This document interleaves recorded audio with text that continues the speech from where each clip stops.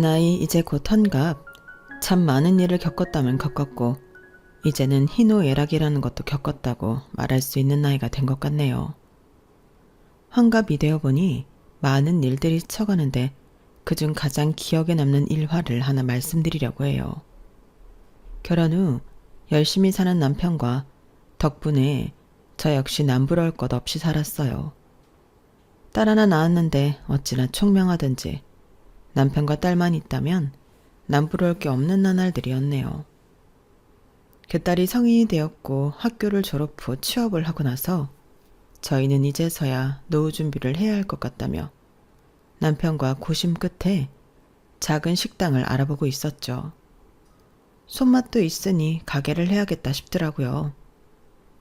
그리고 그렇게 도심을 벗어나 작은 곳에서 터를 잡고 가게를 알아보았네요.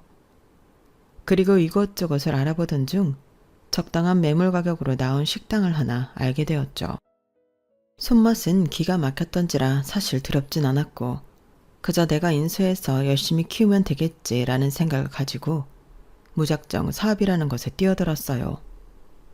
목도 좋고 이 정도 위치면 괜찮겠다 싶은 생각이 들더라고요. 여기 가게 이 정도 가격이면 괜찮은 거예요. 손맛만 있다면 뭐 인수받아서 유지하는 건 일도 아니죠. 아니 근데 왜 이렇게 싸게 나온 거예요? 돈이 아쉬운 사람들도 아니고 그냥 힘들어서 가게를 내놓는 거라 빨리 처리하고 싶다고 하셨어요. 부동산에서 매물을 보던 중 참 마음에 드는 가게가 있었고 마침 저희가 빚을 내지 않아도 인수할 수 있는 가게더라고요. 어찌나 칭찬을 하던지 그 말에 당장이라도 가게를 하고 싶은 마음도 들었어요. 그 마음을 알았는지 하루라도 빨리 그쪽에서도 계약을 하길 원한다고 하더라고요. 이렇게 싸게 이 정도 가게 못 얻어요. 얼른 내놨을 때 계약하세요. 아, 네. 그래도 조금만 더 생각을 해봐야 할 것 같아요. 가게가 처음이라서. 저만 믿고 하세요. 저 이 자리에서 부동산 30년 넘게 한 사람입니다. 정말 후회하지 않을 거라며 어찌나 신신당부 말씀을 하시는지 사실 그 말에 홀려 바로 도장을 찍을 뻔했다니까요. 그리고 그 식당을 넘기는 주인 자체가 믿을 만한 사람이라고 신신당부를 했어요. 동네 유지가 가지고 있는 식당이었는데 가격도 그렇고 적당히 저희가 가진 수준 안에서 해결이 될 것 같더라고요. 일도 다 알려주신다고 했고 인수인계도 확실하니까 우리만 열심히 하면 애한테 부담되지 않게 우리 노후를 준비할 수 있겠어. 그러게 말이야. 요즘엔 평생 직장이 없다는데 정년퇴직하면 어떨까 걱정이었는데 이렇게 괜찮은 식당이 싸게 나올 줄 누가 알았어? 정말 운이 좋아. 이사 오고 다 잘 될 것만 같아요. 그냥 애한테 짐이나 안 되게 노후를 보내야지. 당신이 돈을 이렇게 야무지게 모아둔 덕분이지. 뭐라도 할 수 있는 종잣돈이 있으니까 말이야. 남편과 저는 정말 새로운 인생을 살 생각에 너무 행복했네요. 하지만 계약을 앞두고 주변에서는 만류하는 사람도 있었어요. 세영엄마, 그 여자가 얼마나 깐깐한데 그 집 식당을 인수받아? 투명한 사람도 아니고 이 동네에서 유지긴 하다만 제대로 뭘 하는지도 모르는 사람 식당을 넘겨받고 싶어? 에이, 그래도 알아보니까 식당도 좀 오래됐던데요. 그러니까 믿을만 하죠. 믿을만 하기는 그 식당 문 닫을 때도 많았어. 내가 세영엄마가 너무 아무것도 알아보지 않고 결정하는 것 같아서 걱정돼서 하는 말이야. 걱정 감사해요. 말씀해 주신 거 잘 생각해서 결정할게요. 그래, 우리가 세영엄마 너무 착해서 걱정돼서 하는 말이니까 기분 나쁘게 듣지 말고. 그렇게 주변 만류에도 정말 열심히 알아보았고 그래서 계약까지 하려고 했네요. 하지만 제가 인수하려고 했던 식당은 알고 보니 중국산 김치를 국산 김치라고 속여 팔아 문을 닫았다는 소문까지 제 귀에 들어오게 되었죠. 아무래도 첫 장사인데 그런 이슈가 있던 가게는 좀 아닌 것 같아요. 이미지도 있고 다른 데서 시작하더라도 깨끗하게 시작하고 싶어. 당신이 그렇다면 그런 거지. 내일 계약하기로 했으니까 잘 얘기해야겠네. 음식 장사라는 게 정말 중요한 장사라는 걸 알았기에 그 가게는 포기해야겠다고 생각을 했고 왜 이렇게 목이 좋은 곳에 싸게 나왔는지 그때서야 깨닫게 되었네요. 그리고 계약을 하기로 한 날 자초지종을 설명하며 제 이야기를 했어요. 어차피 계약을 하기로는 했지만 더 이야기를 나눈 뒤 진행하기로 했던 거라 사실 그렇게 상대방이 화를 낼 줄은 몰랐네요. 아무래도 구두 약속도 약속이지만 저 역시 큰돈을 투자하는 것이었기에 그런 이미지를 가진 식당을 인수할 순 없었죠. 죄송합니다. 음식 장사가 사실 신뢰가 얼마나 중요한데 이런 이미지가 있는 식당은 제가 인수할 자신이 없어요. 아니 뭐예요? 난 그쪽 말만 듣고 우리 가게 웃돈 얹어서 팔라고 했던 사람들도 다 마다했는데 이제 와서 못한다고 하면 어쩌자는 거예요? 죄송합니다. 그래도 처음부터 그쪽도 사실대로 얘기는 안 해주셨잖아요. 아니 솔직히 모든 식당 다 이렇게 장사해요? 뭘 별것도 아닌 걸로 유난이야. 내가 이 동네에서 그래도 콧방귀 좀 끼는데 날 못 믿는단 말이에요? 갑자기 당황스럽겠지만 저희가 계약을 한 것도 아니고 그냥 단순히 알아보기만 했던 거였잖아요. 물론 제가 긍정적으로 인수할 생각이었지만 이렇게 말이 많은 식당인 줄 몰랐어요. 저는 평생을 장사했던 사람도 아니고 이제 막 시작인데 시작을 이렇게 할 수가 없어서요. 죄송해요. 나 진짜 어쩜 이렇게 뻔뻔한지. 당신 이러고도 이 동네에서 살 수 있을 것 같아? 내가 누군지 몰라서 이래? 당신 같은 사람을 내가 만나주는 사람이 아니라고. 그저 식당 때문에 몇 번 호의를 베풀어 주니까 이리 뒤통수를 쳐? 어디 이 동네에서 얼마나 잘 사나 보자. 아니 왜 그렇게 악담을 하시나요? 계약을 엎은 것도 아닌데 결정은 제 마음이잖아요. 그 결정을 후회하게 해주는 건 내 몫이지. 저희가 식당 김치 사건으로 계약을 하지 않겠다고 하자 식당 주인은 저에게 막말을 하였고 그 모습을 보니 식당을 인수하지 않길 잘했다는 생각이 들더군요. 여보 잘했어. 어차피 그런 식당 인수해봐야 우리만 손해지. 차라리 시간이 걸리더라도 안전한 다른 일을 찾아보는 게 나을 것 같아. 남편 또한 저에게 잘 결정했다며 저를 토닥여 주었죠. 하지만 그 사건으로 인해 동네에서 저를 이상한 여자로 만들어놨더라고요. 아니 그렇게 안 봤는데 거래 다 해놓고 뒤통수 쳤다고 하던데? 말도 마. 그 여자도 오죽하면 안 한다고 했겠어. 솔직히 식당 여자가 성격이 보통이 아니잖아. 그냥 안 엮이는 게 나아. 그래도 그렇지. 하겠다고 와가 안 한다는 건 또 뭐야? 사람 그렇게 안 봤는데 뒤에서 호박씨 까는 성격인가 봐. 저를 아는 사람들은 이 사건을 알고 두둔해 주었지만 저를 잘 모르는 사람들은 제가 뒤통수를 쳐서 거래가 망했다는 소문을 내고 다니더라고요. 가뜩이나 소심한 성격이었기에 그 소문이 참 힘들었네요. 아우 세영엄마 내비둬. 그런 사람들은 말 한 귀로 듣고 한 귀로 흘러버려. 솔직히 여기서 그 여자한테 찍혀서 뭐 한 소리 안 들은 여자가 있는 줄 알아? 아주 보통 내기가 아니라니까. 애초에 엮이지 않기를 잘했어. 그렇게 말씀해 주셔서 감사해요. 이사를 한 곳에서 이런 소문이 나게 되니 사실 너무 당황스럽기도 했지만 그래도 제 편을 들어주는 사람들이 있으니 정신을 차리자 싶었어요. 그렇게 껄끄러운 상태에서 4년이라는 시간이 흘렀고 그 여자는 절 볼 때마다 뒤통수 친 사람이라고 말을 하며 지냈죠.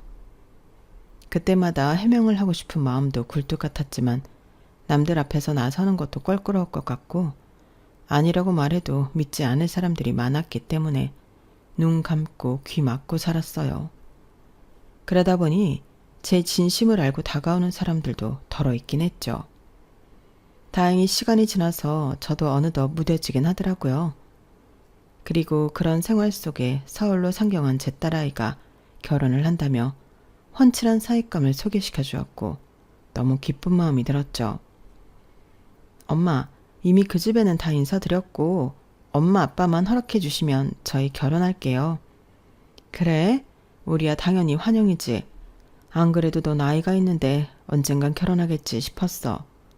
엄마 아빠는 네가 좋으면 그냥 다 좋으니까 걱정하지 말고 결혼 준비해. 역시 엄마 아빠는 응원해 주실 줄 알았다니까요. 흔쾌히 딸을 믿고 결혼을 승낙했어요.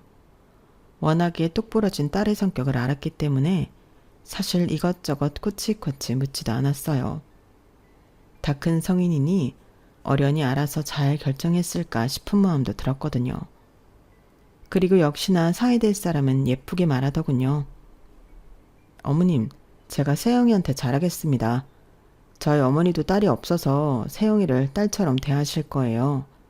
그때도 인사 갔더니 똘똘하고 싹싹하다며 얼마나 좋아했는지 몰라요.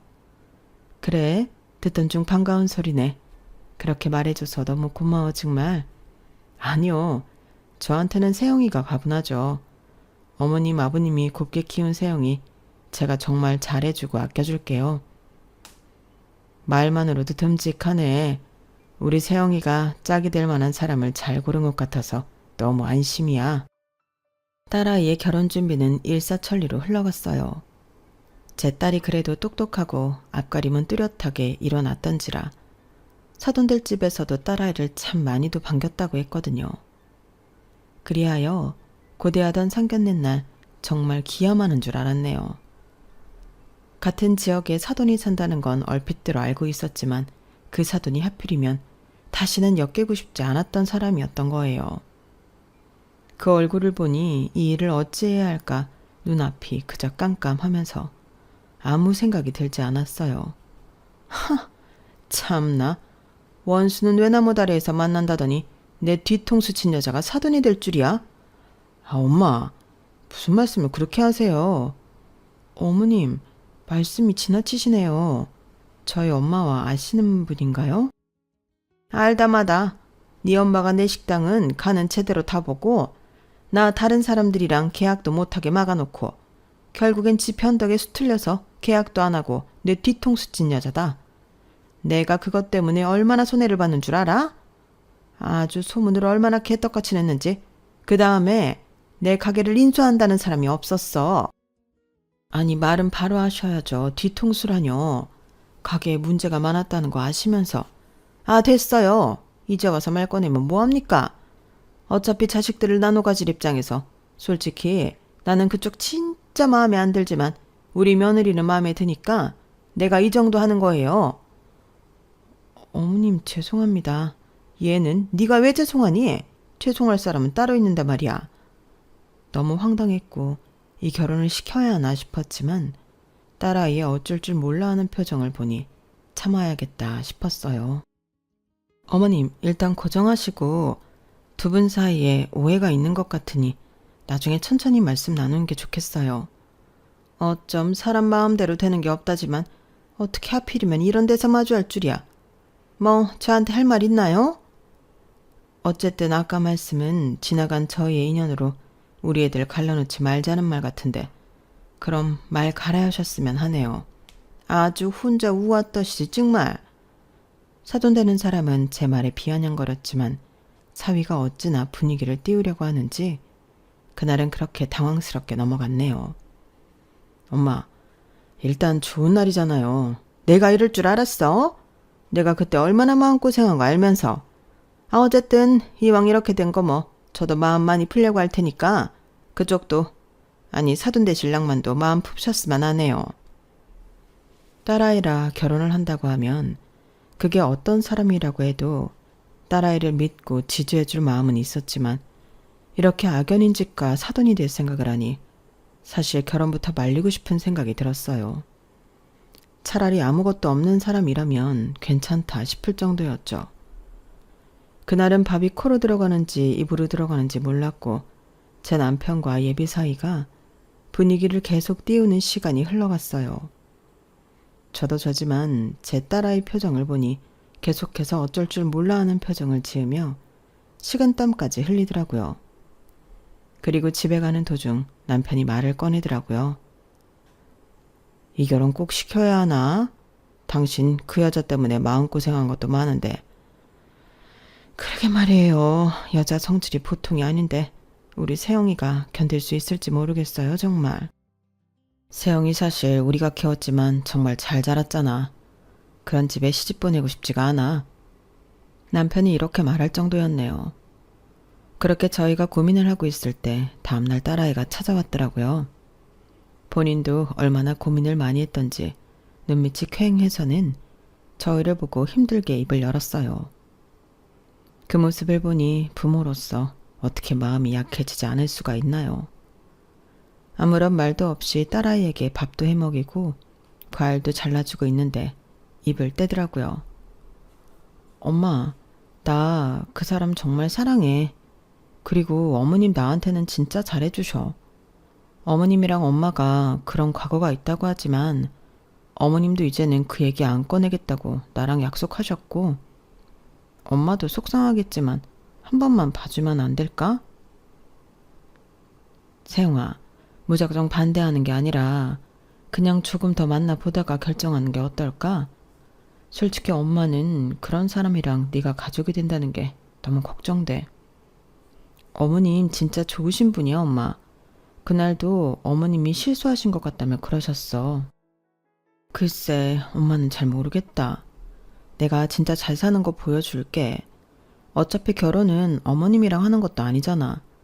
그러니까 딱 한 번만 눈 감고 나 믿어주면 안 돼? 한 번도 내가 엄마 아빠 실망시킨 적 없잖아요. 딸아이를 설득해보려 했지만 이미 결혼을 준비하고 있던 딸이었기에 사실 크게 말릴 수가 없더라고요. 아무래도 성인이고 본인 인생이니 말이죠. 그리고 사위가 무슨 말을 했는지 그 다음 주가 지나고 그 여자는 저를 찾아왔네요. 매일 저에게 뒤통수를 친다 어쩐다 하더니 그래도 결혼은 시켜야 했는지 저희 집에 과일 바구니를 가지고 온 것이에요. 그 모습을 보니 이 여자도 자식은 이길 수가 없구나 싶은 마음도 들었는데 그럼에도 참 쉽게 마음이 열어지지 않았죠. 뭐 우리가 인연이 어떻게 시작이 됐던지 간에 그날은 제가 좀 흥분을 해서 죄송하게 되었네요. 이것도 인연인데 그래도 애들 생각해서 좋게 허락해 주세요. 우리 아들은 세영이 아니면 죽겠다고 하니 전 두 손 두 발 다 들었어요. 네, 알겠습니다. 그래도 이렇게 오셔서 사과까지 해주시니 저도 그동안 저 때문에 언짢으셨다면 죄송하다고 말씀드리고 싶어요. 우리 잘 지내봐요. 그리고 이렇게 저희의 질긴 인연은 시작이 되었죠. 무사히 결혼을 하였고 한동안은 잠잠했어요. 하지만 저희 딸이 아이를 낳고 나서부터 문제가 생기더라고요. 사도는 딸에게 처음에는 다정한 시어머니처럼 잘 대해줬지만 애도 낳고 살아보니 이제는 편해졌는지 사실상 딸아이에게 점점 본인이 하고 싶은 대로 행동할 때가 많았고 딸도 그쯤 되니 참게 되는 날도 많은 것 같았어요. 딸이 워낙에 일욕심도 많았었고 능력도 있던 딸이었기에 처음에는 시어머니에게 SOS를 청했지만 딱 잘라 거절했다고 했고 아무도 도와줄 형편이 안 됐던 딸은 저에게 SOS를 치게 되었죠. 그리하여 조금이라도 도움이 될까 싶어 딸내네 집에 상경을 하던 날이었어요. 그렇게 손주 육아를 도와줄 겸 딸아이의 집으로 가게 되었던 날, 현관 앞에서 들었던 이야기였네요. 아니, 니네 집은 뭐 하나 해주는 게 없냐? 어떻게 손주가 태어났는데 유모차도 그렇고 침대도 그렇고 다 니네 돈으로 해? 네? 어머님, 저희가 할 수 있는데 무슨 부모님한테 그런 걸 바래요. 오히려 저희가 낳고 싶어서 낳은 아기인데 저희가 준비해야 하는 건 당연한 것 같은데요. 너 때문이 아니라 우리 아들이 불쌍해서 그런다. 똑똑한 며느리라 좋아했더니 친정 뭐 볼 게 없잖아. 솔직히 그런 거 신경 안 쓰라고 해도 요즘엔 이런 며느리 저런 며느리 이야기 들으면 우리 아들은 처가덕 못 보는 건지 속상하기도 하고 안 그러냐? 내가 속물인 거야? 그래도 그런 말씀은 하시는 게 아니죠. 너나 가르쳐? 똑똑하다고 오냐오냐 했더니 아주 시애미를 가르치네? 니네 집에서 그렇게 가르치냐? 하긴 뒤통수 치는 니네 엄마 성격 네가 빼다 박았겠지. 결혼 전엔 그렇게 내내거리더니 이제는 나를 지 아래로 보고. 어머님이 먼저 저희 집을 무시하셨잖아요. 그렇다고 내 앞에서 눈을 부라려? 네가 그러니까 못 배웠다는 소리를 듣는 거야. 그리고 못 산다는 걸 대놓고 말한 게 뭐 잘못이니? 네 엄마 닦아놓고 내 가게 감당할 형편 안 돼서 주랭랑 친 거 아니야. 너무 황당하고 말이 안 나왔어요. 내 딸한테 지금 뭐라고 하는 건지 당장이라도 문 열고 따지고 싶었지만 그래도 혹시나 저 때문에 딸아이 미움받을까 싶어 조심히 들어가게 되었죠. 사돈, 실례지만 죄송합니다. 아니, 뒤에서 지금 제 얘기를 듣고 계셨던 건가요? 엄마, 빨리 들어오시지 왜. 아니야, 지금 왔어. 사돈이 와 계시길래 반가워서 들어온 거야. 오랜만이네요. 네, 뭐 하긴 뭐라도 해주실 게 없으면 몸으로 때우는 게 정확하긴 하죠. 어머님, 제발 말 조심하세요. 내가 틀린 말 했니? 전 가볼게요. 손발이 부들부들 떨렸지만 딸아이 때문에 참았고 너무 미안했어요. 미안해, 엄마가 빨리 주려고 했는데 적금 나오는 날짜가 지금이어서. 자, 여기 있다. 엄마, 이런 거 안 주셔도 되는데. 아니야, 내가 우리 손녀 태어났는데 아무것도 안 할까봐? 이거 네가 두고두고 쓰던지 아니면 필요한 거 있으면 사든지 해. 전 그렇게 준비한 돈 500만 원을 꺼냈어요. 딸아이는 저에게 너무 미안해 하더라고요. 엄마, 미안해. 뭐가 미안하냐? 엄마가 이 정도는 해줄 수 있어. 그러니까 뭐 필요한 거 있으면 엄마 눈치 보지 말고 얘기해. 우리가 할 수 있으니까 그렇지. 사정이 여유 있는 건 아니었지만 이렇게까지 무시당할 일인가 싶은 생각도 들었네요. 하지만 시집 보낸 딸이 그저 잘 살길 바라는 마음으로 정말 아무 소리 하지 않았죠. 그래서였을까요? 그때부터 사돈은 저를 더 업신여기고 무시하기 시작하더라고요. 그리고 그것이 제 딸아이와 사위 부부 싸움이 되기도 했어요. 아, 솔직히 우리 집이랑 너희 집 차이 나는 건 맞잖아. 엄마가 무슨 틀린 소리를 했다는 거야? 그리고 우리 엄마가 그때도 네 엄마 때문에 손해 엄청 봤대. 가게도 철거하고. 뭐? 지금 니네 엄마라고 했어? 결혼하기 전에는 그렇게 떠받들더니. 그거야, 이 정도로 아무 지원 안 해주실지 몰랐지. 남들은 사위한테 차주 사준다고 하더라. 내가 내 친구들 만나면 할 말이 없어. 이런 건 인정해야 하는 거 아니야? 당신 능력으로 사. 왜 차를 우리 집 보고 사달래? 어머님도 하도 당신한테 허튼 소리만 하시니까 그게 당연한 줄 알지. 나 한 번만 더 우리 엄마 무시하는 소리 어머님이나 당신이 하면 이대로 못 살아. 아이를 봐주면서 딸아이 방에서 이런 소리가 들릴 때마다 정말 가시방석이 따로 없더라고요.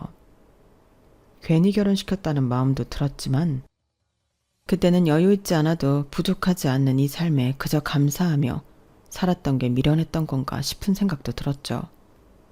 아침에 딸아이와 사이가 출근을 하면 저는 아이를 보고 딸네 집안일을 봐주었는데 그때 사돈이 종종 오시곤 했어요. 아니, 우리 아들 비염 심한 거 몰라요? 먼지 좀 잘 털어요. 아, 네, 하고 있어요. 딸이 있으면 좋다는 소리 누가 있는지 몰라. 잘난 딸 둔 덕분에 이렇게 딸 대신 손주나 보고 있고 말이에요. 나 늙을까봐 손주 안 봐주잖아. 그저 다 돈으로 해결하지. 사돈은 참 이런 거 보면 안 됐네요. 이왕 애 봐주시기로 했으니까 우리 핏줄 똑바로 건사해요. 그리고 애 이유식에 뭐 이것저것 이상한 거 넣지 말고 유기농으로 사서 하고 말이죠. 사돈, 그건 제가 알아서 합니다. 그리고 말끝마다 돈 얘기하시는 것 같은데 저희 막 풍족하고 여유 있진 않아도 남들한테 아쉬운 소리 안 하고 살아요. 그러니까 제발 그런 말씀은 넣어두세요. 아니, 누가 뭐래요? 도둑이 제발저리나? 꼭 없는 사람이 발끈하지.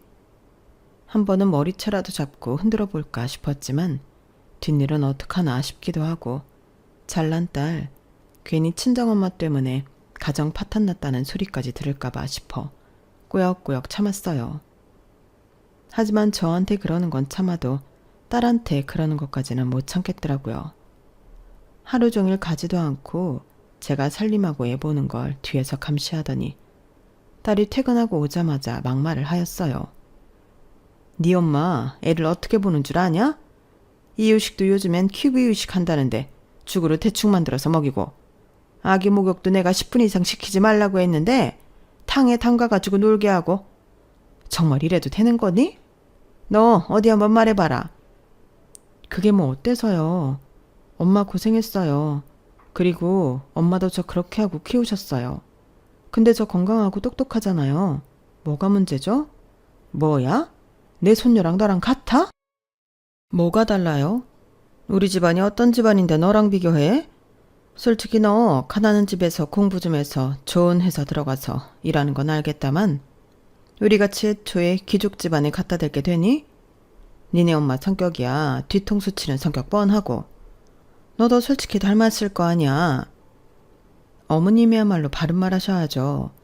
싸구려 중국산 김치를 국산으로 속여 파는 어머님 양심이랑 저희 엄마가 그 가게의 진실을 알고 계약한 사건이랑 같아요?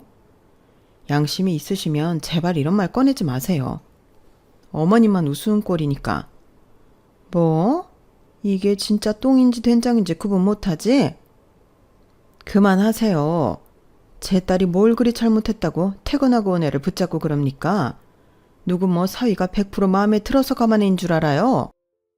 돈이 얼마나 많은지 몰라도 대기업 다니는 우리 딸에 비하면 사위가 어디 발끝이나 따라갑니까? 뭐야? 내 아들이 지금 모자라다는 거야? 암요. 모자라도 한참 모자라죠. 사돈도 그래서 애초에 잘난 며느리 들인 거 아니에요.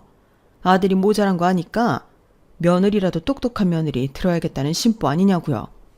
그러니까 제발 혼자만 잘난 척 좀 그만하세요.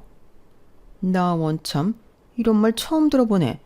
당신 지금 크게 후회할 짓 한 거야? 우리 집이 어떤 집인데 그렇게 막말을 해? 집안이 뭐 얼마나 대단하다고 그러십니까? 아무리 대단해도 그렇지 사람을 뭘로 보고 말이야. 너 당장 짐 싸서 나와. 귀한 딸에게 막말하는 건 못 참았던지라 딸을 데리고 무작정 나왔는데 나오자마자 참 이게 맞나 싶은 생각도 들었고 딸은 울음을 터뜨리더라고요. 엄마가 미안하다. 그때 그 일만 아니었어도 네가 저 여자한테 그런 대접받진 않았을 텐데. 아니야. 엄마 내가 미안해. 내가 괜히 결혼한다고 우겨서. 엄마 마음에 상처만 줬네. 나 지금 그게 너무 미안해서 우는 거야. 미안하긴 뭐가 미안하냐? 내가 더 미안하지. 그렇게 딸을 데리고 집으로 왔는데 사위는 헐레벌떡 딸을 데리러 왔어요. 장모님 죄송합니다. 나 우리 딸 귀하게 키웠어. 왜 우리 딸이 이런 소리까지 들어가며 살아야 하는지 모르겠네 정말. 저희 어머니가 진짜 도가 넘으셨어요. 그건 진짜 죄송하게 생각해요. 여보 미안해. 미안? 당신도 나한테 친정이 어떻고 저떻고 얘기 안 했어? 당신 말 못 믿어. 다신 그러지 않을게. 그러니까 한 번만 봐줘. 알잖아. 내 마음 진심 아닌 거. 그렇게 서한이는 손이 발이 되도록 빌었고 딸도 사위의 사과에 마음이 풀려 보였죠. 저 역시 그래도 내심 안심하는 마음도 있었고 그리하여 저도 다시 집으로 돌아가고 사돈네도 더 이상 제 딸 집에 자주 방문하지 않는 조건으로 잘 마무리되었네요. 이제는 그런 큰 사건이 없을 것 같던 어느 날이었어요. 반갑지 않은 전화 한 통이 오더라고요. 네, 사돈 오랜만이에요. 그러게요. 그렇게 내려가시고 한 번을 못 뵀네요. 다름이 아니라 그래도 우리가 자식을 나눠 가진 사이인데 이 정도 일은 이야기해드려야 될까 싶어 전화했어요. 어떤 이야기요? 제가 원래 음식점계의 큰손인 거 아시죠? 그래서 다시 한번 시작해보고자 음식점 하나 차렸는데 그래도 사돈인데 알려는 드려야 할 것 같아서 말씀드려요. 어머 축하드립니다. 축하만 하실 거예요? 우리 뭐 이렇게 된 거 이제는 잘 지내야죠. 저도 다시 시작했고 이제 사돈이랑 있었던 일 다 없었던 일로 할 거니까 개업식 때 오셔서 축하해 주세요. 네 알겠습니다.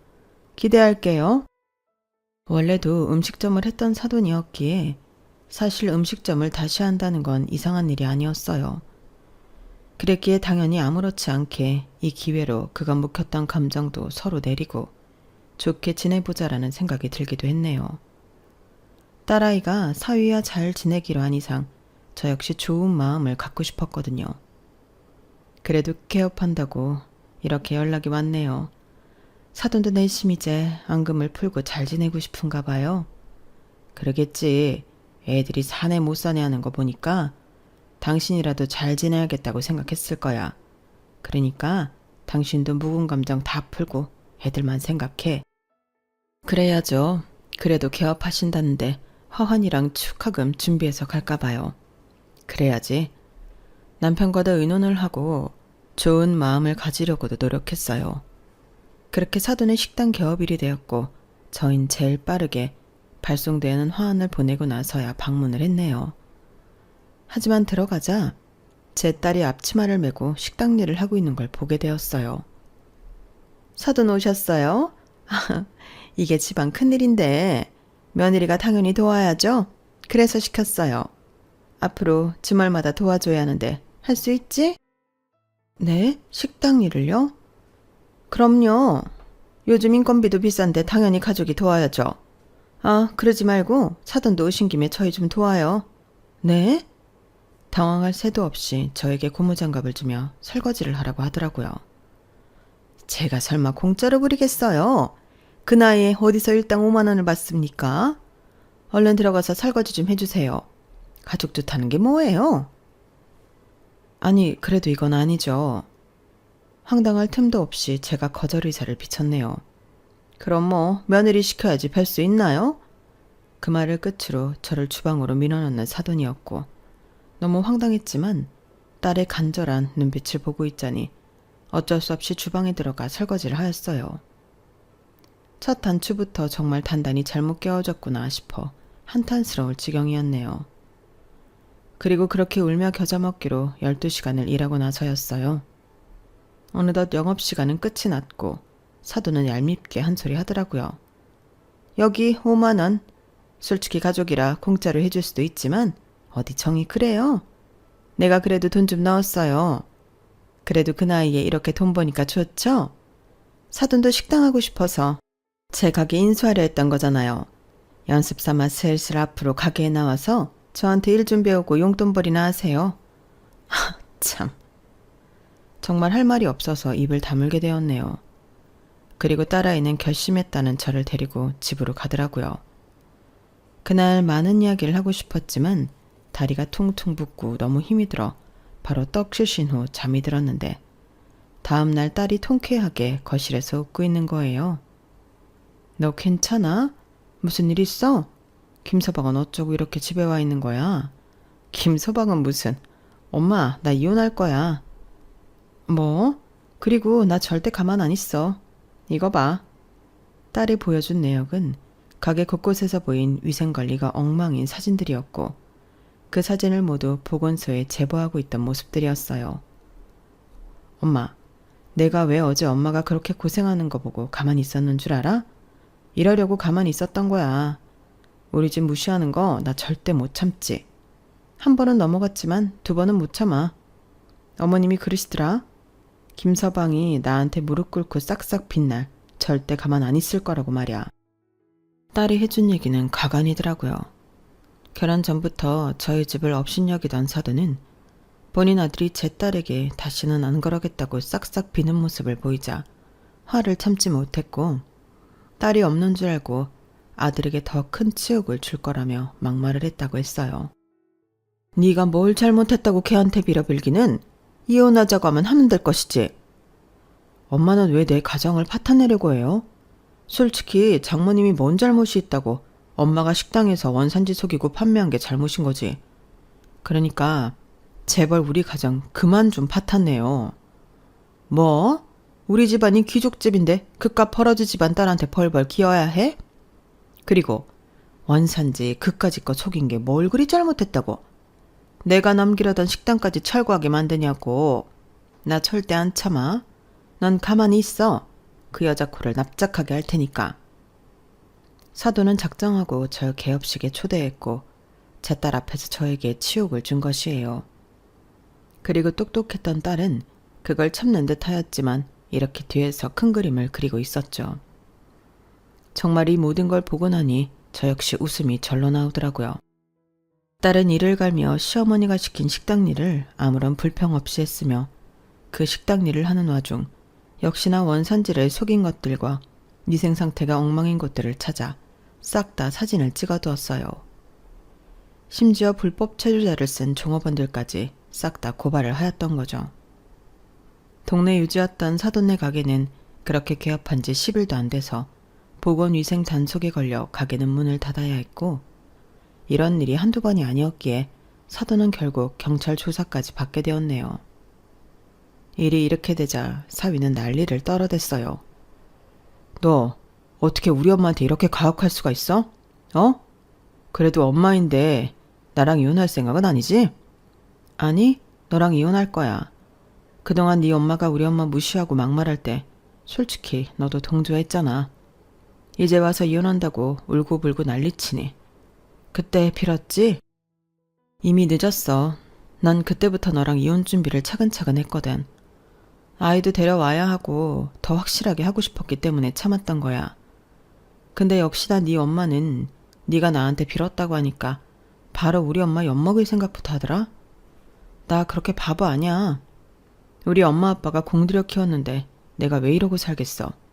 그러니까 이제 넌 잘난 네 귀족 집안 건사하고 살아. 장모님, 뭐라고 말 좀 해주세요. 이건 아니잖아요. 우리 딸도 있는데. 아니, 나도 이제 이렇게 벌벌 기고는 안 살아. 우리 딸 앞날 내가 더 빛나게 해줄 거니까. 그렇게 저에게 일당이라고 5만 원을 던진 사돈의 대가는 정말 가혹했고, 이번이 첫 번째가 아니었기 때문에 큰 벌금을 받게 되었어요. 그리고 사돈네 가게가 문을 닫고 들려오는 소식에 더 가관이었어요. 맨날 돈 자랑을 하던 사돈네 집은 알고 보니 빚이 수억이었고 매달 빚을 돌려막게 하며 살아가고 있었던 거예요.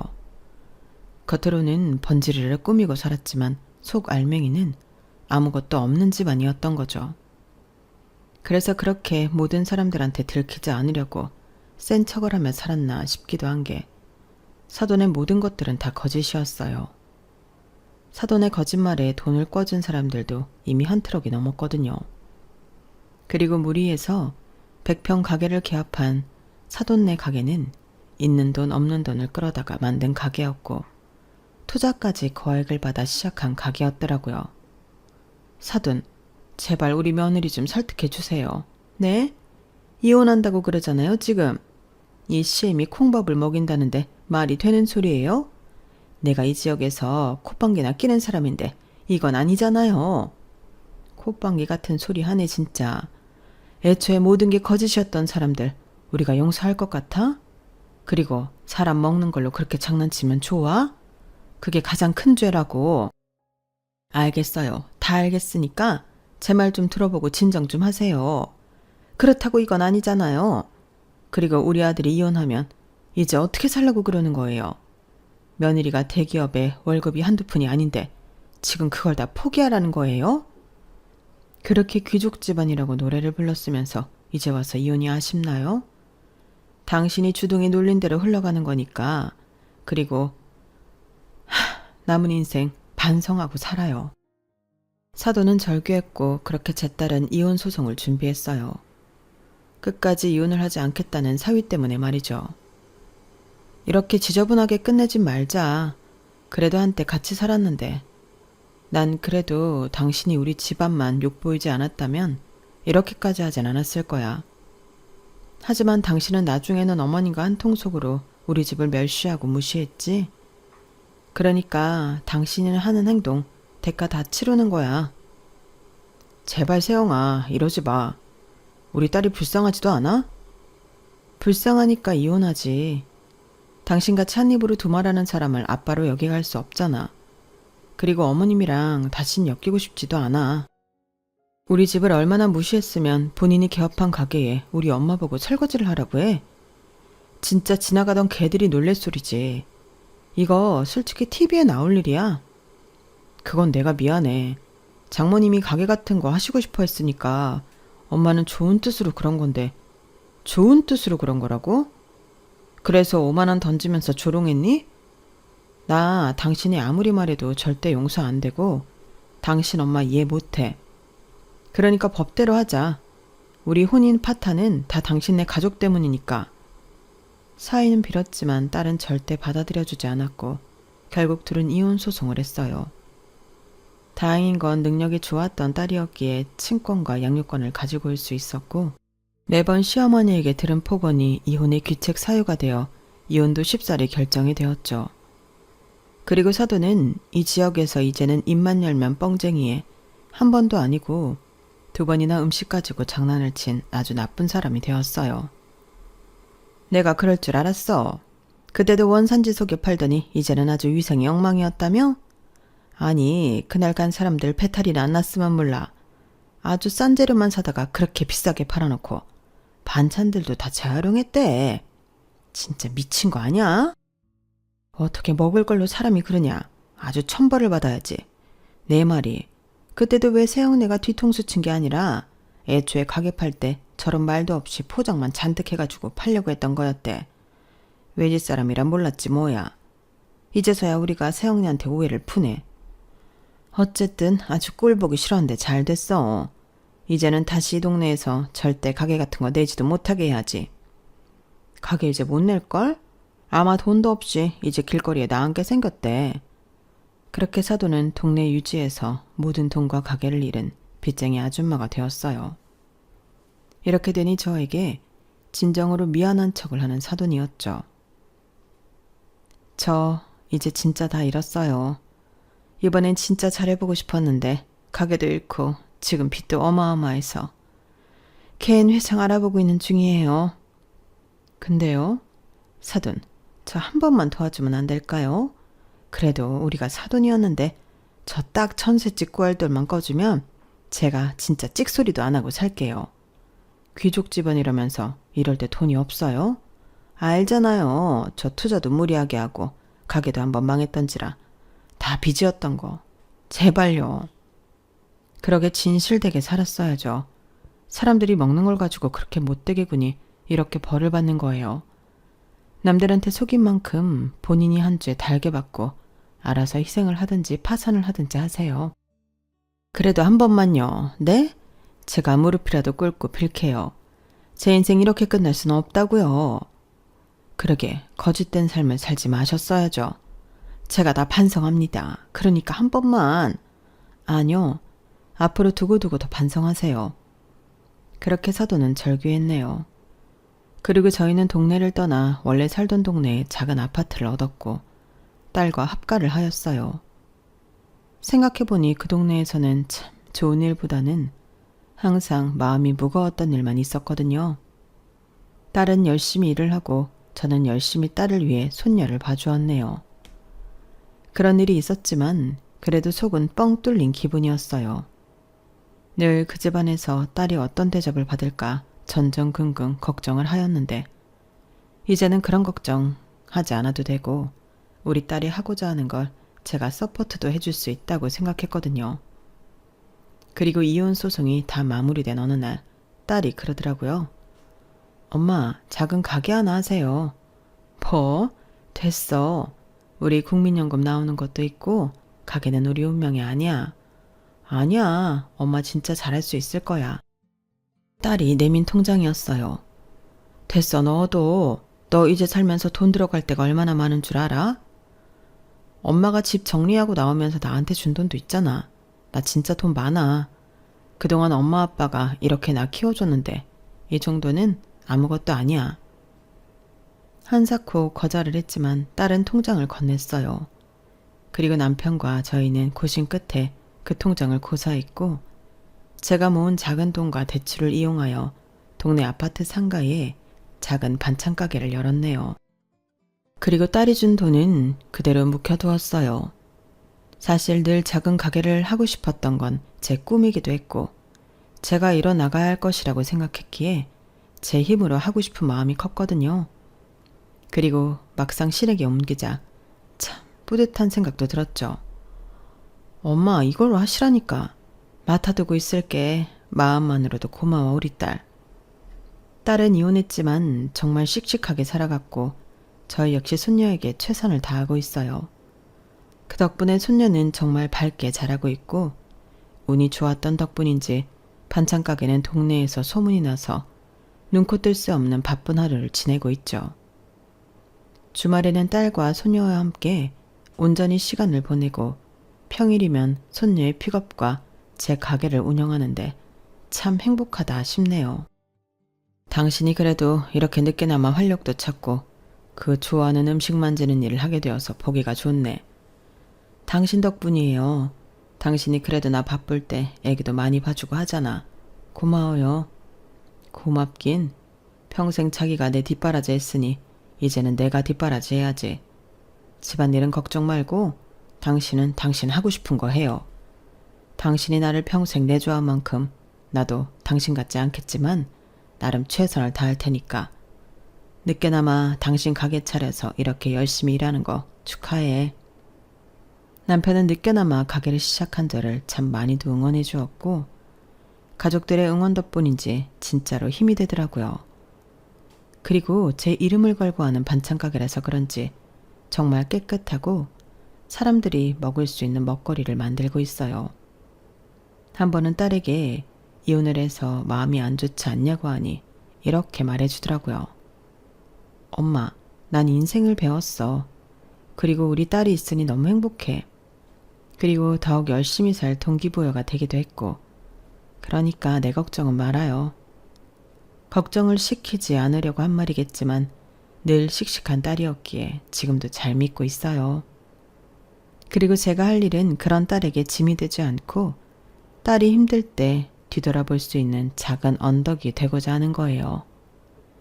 나이가 이 정도 되니 이렇게 글을 쓰며 제 이야기를 공유할 수도 있네요. 여러분들 제 이야기 들어주셔서 감사드리고 한 번뿐인 인생 늦더라도 꼭 하고 싶은 건 이루시길 바랄게요. 감사합니다. 여러분, 사연 댓글에 응원과 현명한 조언 부탁드려요. 좋아요와 구독은 저에게 큰 힘이 됩니다. 오늘도 좋은 일 가득하세요.